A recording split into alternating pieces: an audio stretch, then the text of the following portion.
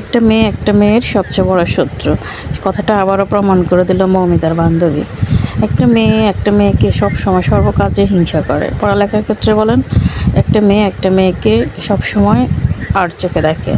এরপর সংসার লাইফ, সংসার জীবনেও দেখেন একটা মেয়ের শত্রু আর একটা মেয়ে হয় শাশুড়ির ননদ। ওরা যে যা সব সময় ওরা একজন একজনকে হিংসা করে, কারো ভালো কেউ সহ্য করতে পারে না। বেশিরভাগ ক্ষেত্রে এটা মনটাই হয়। এরপরে চাকরির ক্ষেত্রে একটা মেয়ে একটা মেয়ের পদোন্নতি বা ভালো কিছু সহ্য করতে পারে না, সবসময় হিংসা দেখে।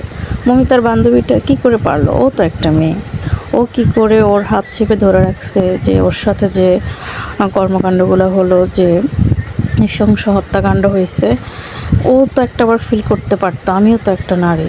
ও কি এভাবে সব চোখের সামনে দেখে চুপ ছিল? তো আমাদেরকে আসলে সব সময় কেয়ারফুল থাকতে হবে, চোখ বন্ধ করে কাউকে আসলে বিশ্বাস করা